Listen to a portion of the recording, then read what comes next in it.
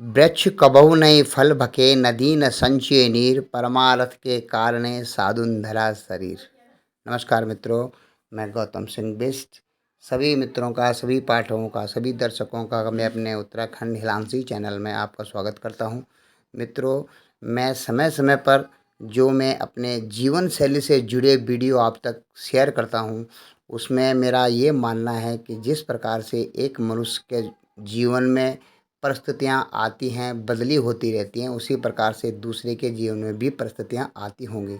तो मैं देखता हूँ कि अपने जीवन में जो विषमताएँ आती हैं, जो अनुकूलताएँ आती हैं, जो प्रतिकूलताएँ आती हैं, उनमें कैसे जीवन को सम तरीके से जिया जा सकता है। और आज हूँ मैं उत्तराखंड के अपने पैतृक ग्राम में, जैसे कि मैंने आपको पहले भी बताया था कि इसकी रिपेयरिंग का काम आजकल चल रहा है।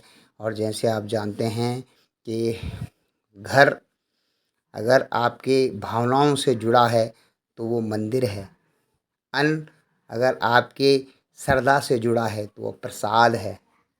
और धन अगर आपकी महत्वाकांक्षाओं से न जुड़ करके आपके अपने सनातन धर्म की परिपाटी से जुड़ा है तो आप उसको वरदान भी समझ सकते हैं, समृद्धि भी समझ सकते हैं, संपन्नता भी समझ सकते हैं। तो इसी प्रकार से उत्तराखंड में मैं अभी मौजूद हूँ अपने पैतृक घर में। और पैतृक घर के मेंटेनेंस के साथ साथ ही मैंने सोचा है कि उसको एक नया लुक दिया जाए। कि आप जानते हैं कि गांव के मकानों में लिपा पोती जो भी होती थी वो मिट्टी और गोबर से होती थी, और वो घर तकरीबन 18 इंच की उनकी दीवार होती थी। 1.5 फीट आप समझ सकते हैं, 1.5 फीट की दीवार होती थी। और उस दीवार पे फिर बाहर से गोबर और उसकी लिपाई होती थी। और बहुत सी पिक्चरों में आपने देखा भी होगा, नदिया के पार भी मूवी में आपने देखा होगा किस प्रकार के घर होते थे। तो मैं आज आपको ये बताना चाहता हूँ कि उनकी सजावट को आप किस प्रकार से अपने छवि वृक्ष भी कह सकते हैं, या यूँ कहें कि अपने यादगारों का एक छोटा सा वृक्ष उकेर सकते हैं, जिससे कि आपके घर की दीवार भी आकर्षक हो जाए और आपको उस घर में रहने पर जितने समय भी आप रहें आपको अनुकूलता हो, अपनी यादों से आप जुड़े रहें। तो इस प्रकार से मैंने देखा कि पुराने बहुत सारे फ़ोटोग्राफ जो कि आप लोग या हम लोग इकट्ठे करते रहते हैं, धीरे धीरे धीरे उनका ढेर लग जाता है। जब एक जगह से हम दूसरी जगह पोस्टिंग जाते हैं तो उन ढेरों को एक प्रकार से गट्ठर बांध बांध के ढोते रहते हैं। तो आप जानते हैं कि शहरों के जो आजकल के मॉडर्न घर हैं उनमें तो बहुत कम इन फ़ोटोओं का इस्तेमाल होता है। लेकिन अभी भी गांव में जहां पर आप देखते हैं, गांव गांव के घरों में फ़ोटो लगाने का रिवाज अब भी रहता है। तो आज मैं यहाँ पर एक छवि वृक्ष बना रहा हूँ, जिसमें अपनी माता पिताजी के साथ उनकी तस्वीर मैंने अभी पेंसिल से ड्रॉ की है। सिर्फ पेंसिल से ड्रॉ करने के बाद उनके मध्य में और कितनी शाखाएं, जितनी जितनी शाखाएं जाएंगी वृक्ष की, वैसे वैसे फोटोओं को आप देख करके अपने समय के अनुसार, अपनी स्मृति के अनुसार उनको जोड़ सकते हैं। और यही छोटी सी कोशिश मैं आपके पास में कर रहा हूँ। हो सकता है आपको अच्छा लगे तो आप अपने घर की एक दीवार को सुरक्षित रखें। ज़्यादा इसमें चित्रकारी की ज़रूरत नहीं है, मोटा मोटा ग्राफ बनता है। और यूँ कहें कि फ़ोटो को एक प्रकार से समायोजित तरीके से, एक सुनिश्चित तरीके से आप उसमें लगाएं और उनको एक वृक्ष की शक्ल दें कि वृक्ष कैसा होता है। तो अंत में आप लोग देखेंगे कि मैंने ये डेकोरेट किया है इस दीवार को।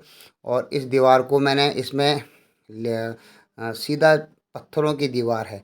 आप देखते हैं कि शहरों में आपकी दीवार आप देखते हैं कि उसमें 10,000 ईंट या 5,000 ईंटें लगी रहती हैं, लेकिन इन दीवारों में ईंट नहीं है।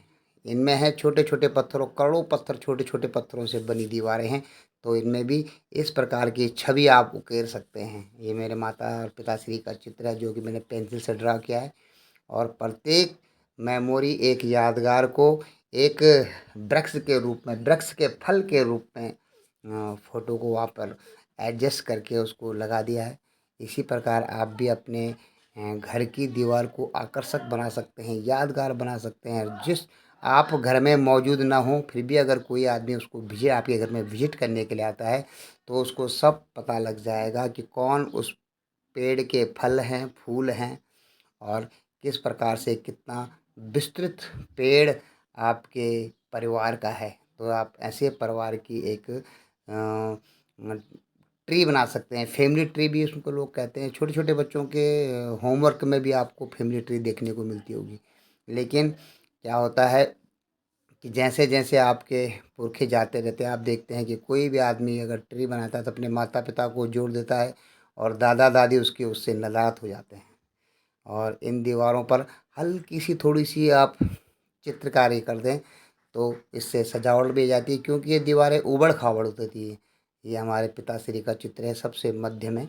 और ऊबड़-खाबड़ होने के कारण उस जगह पर आप क्या कर सकते हैं, थोड़ा बहुत अगर पेंटिंग कर दें तो वो ऊबड़-खाबड़ की जो दीवारों की जो भद्दापन है वो छुप जाता है, वो लुक छुप जाता है और एक आकर्षक लुक वहाँ पर आपको देखने को मिल जाता है।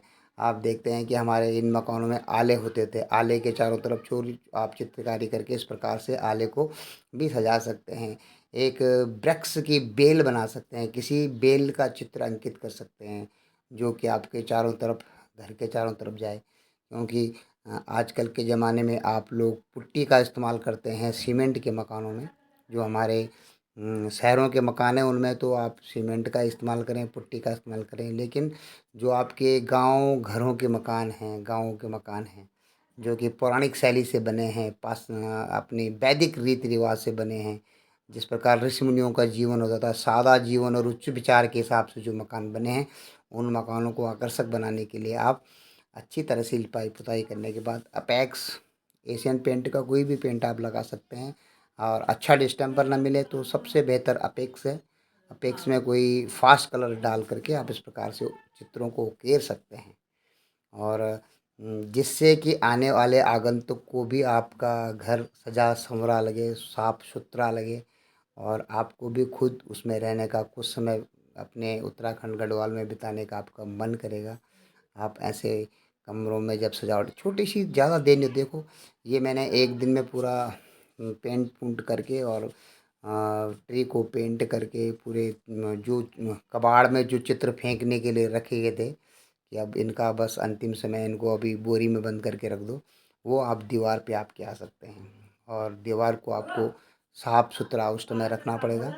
और इस प्रकार से यह एक एक तरीका मैंने आप लोगों को सजेस्ट किया है, सुझाव दिया है कि आप ऐसा कर सकते हैं। हो सकता है कि आपके पास बड़ी बड़ी अट्टालिकाएँ हों, लेकिन जो गांव घरों के मकान हैं उनको भी आप रिपेयर करके बहुत वातानुकूलित जो रहते हैं मकान, उनमें आप रहने लायक अपने को बना सकते हैं। और बहुत अच्छा लगेगा आपके मन को अगर आप इस प्रकार के कलात्मक कार्य करें। तो यह दो दो दिन का मेरा कार्य था। लगभग लगभग जो लाइट की फिटिंग थी वो उसको भी रिपेयर मैंने खुद किया। और खुद रिपेयर कीजिए, इसके लिए आपको किसी मिस्त्री को बुलाने की ज़रूरत नहीं, कोई बड़ा काम नहीं है ये। और ये मेरा 10वीं का चित्र है। अपनी पुरानी फ़ोटो को भी आप रखें, जो श्वेत श्याम चित्र हुआ करते थे। ये 10वीं का फ़ोटोग्राफ है मेरा। और ये मेरे सेना काल, जब सेना के समय इन्फेंट्री स्कूल मऊ का चित्र है। और ये मेरे 12वीं क्लास में जब मैं था तब का श्वेत श्याम चित्र है। ये अपनी जब सेना के समय पे हम सेना में थे तब का चित्र है। और ऐसे बहुत सारे चित्र जो आपकी यादों से जुड़े हैं, उन चित्रों को आप इसमें स्थान दे सकते हैं। क्योंकि एक सज्जन पुरुष के घर को देखकर ही इसका अंदाज़ा लग सकता है कि उसकी, उस आदमी की रुचि क्या है, वह किस प्रकार की रुचि रखता है, किस प्रकार उसके रहन-सहन है। बजाय कि कैलेंडरों को ला करके उसमें भर देने से कोई ज़्यादा बेहतर नहीं होता है। आज के वीडियो में इतना ही, अगले वीडियो में फिर मिलेंगे। जय हिंद, जय भारत और जय, तो आपका दिन शुभ हो।